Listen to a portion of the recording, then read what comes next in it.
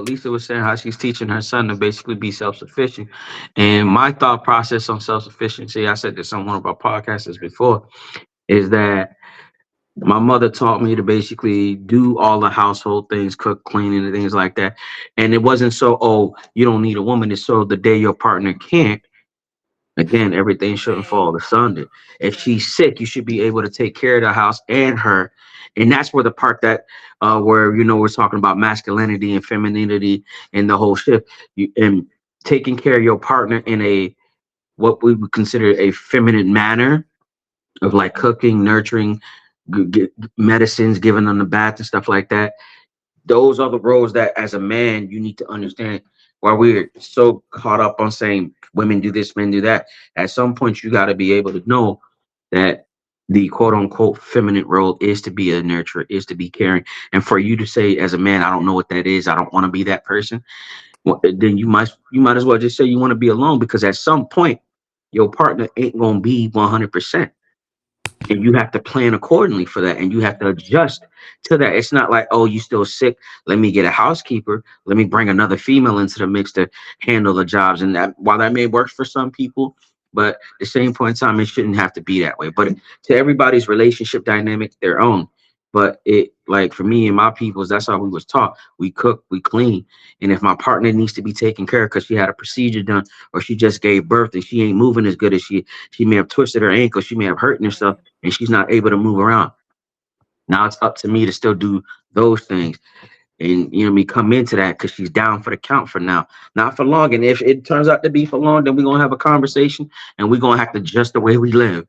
You know what I'm saying? But the reality is that's the outcome of it, male or female.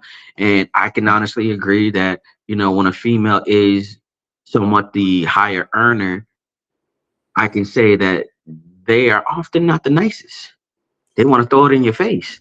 They want to Yeah. they want to let you know they make more money than you, and it's like, oh, they can buy you, or they can buy 10 of you, and you easily replace them. I Nah, don't bro. think that that's just a inc- female thing. I think that's a high earner trait in general. Like, in order to Mentality. be a You high right. earner, you have to be in your masculine energy, because in order Male to or female. survive, yeah, in order to survive in that type of environment, you have to be masculine. You have to be dominant. You have to be a go getter. You have to be logical. You have to be structured. All of those things are masculine energy, and people don't want to hear that. But the reality of it is, right?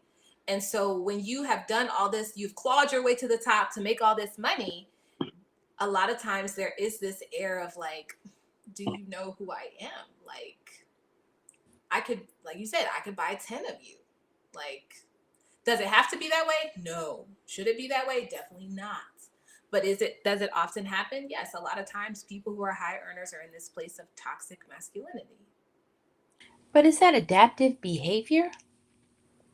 Is that Yes. if a woman throws in her so a woman's dating a man and she makes more money than the man and the man makes less, and she throws in his face, could that just not be adaptive behavior that's been done to her? It So very she much said, you know what, I'm is. gonna be a go-getter, let me go get more money, Mm-hmm. or let me or her particularly try to find somebody who makes less so she has the ability to be able to. To be the boss at home and at work. Yeah. And a lot of times that comes from a place of insecurity. I have to be the boss. I have to wear the pants, because at some point in my life, I didn't have any power. I didn't have any control. Mm-hmm. Right. And so now I'm taking the power. I'm taking the control in the places where I can. I can control how much money I make, and I can control how much money I give you, and I can control what I pay for, what you will get and what you won't. All of that, it comes back to a place of insecurity.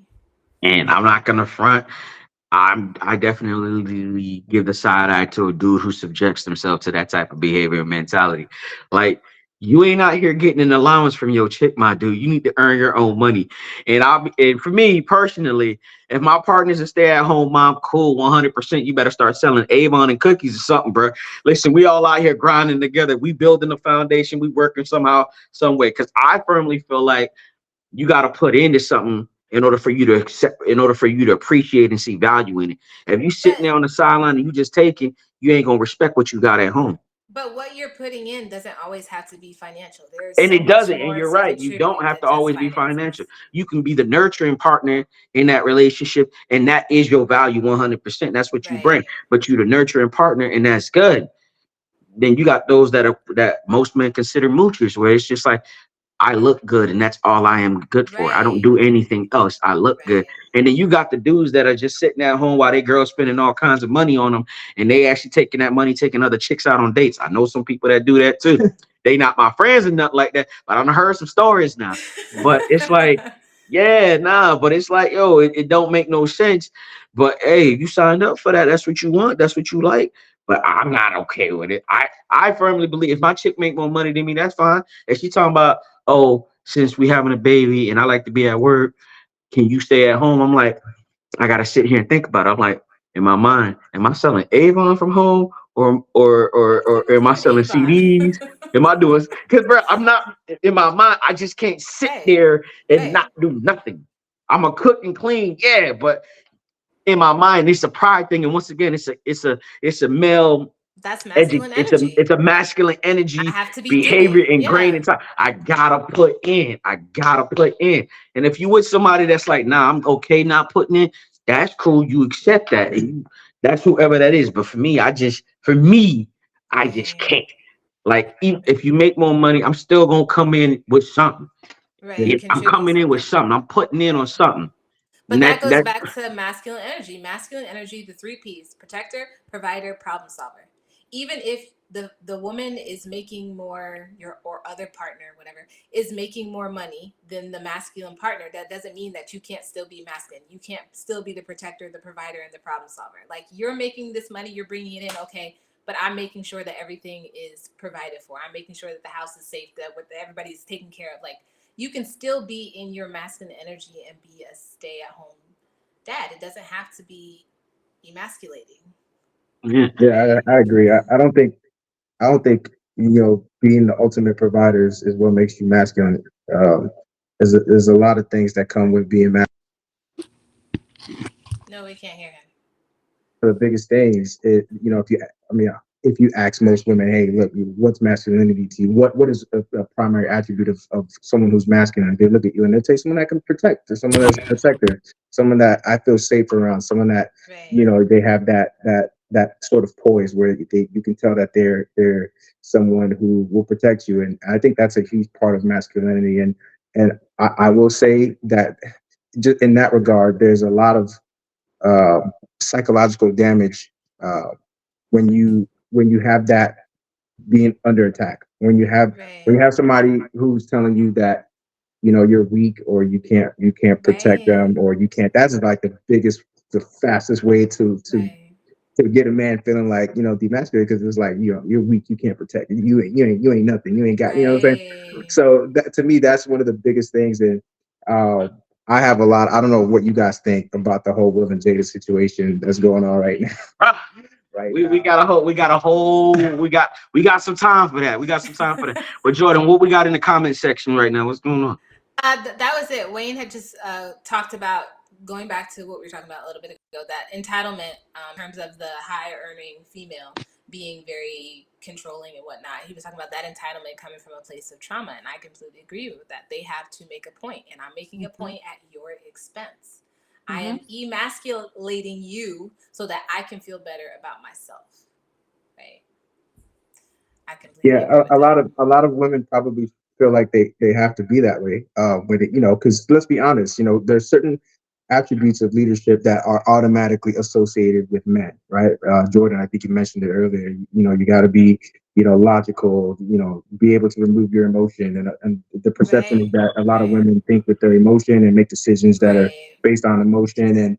And so women, to compensate for that, a lot of times when they're in, let's face it, the majority of the world's CEOs are men. When you're operating in that world, in that field with other men, most of the time they're looking at you like, can this woman be a sniper? And what I mean by that is can she Right. be, able to make these critical decisions that have to do with, something that's going to impact the entire organization? Can she do that without emotion? And a lot of women, when they get up that high, they feel like they have to be that way, right? Because Mhm. you don't ever want to be looked at as weak or someone who's not fit to lead. Right. So again, talking about if it's adaptive, or if it's something that you just have always been that way. A lot of times it's the age old question, right? Nurture versus nature. In this respect, I think when we're talking about this particular subject, a lot of times it is nurture, because you kind of adapt to become that way. to survive in your world. Right. I completely agree with that. I completely agree with that.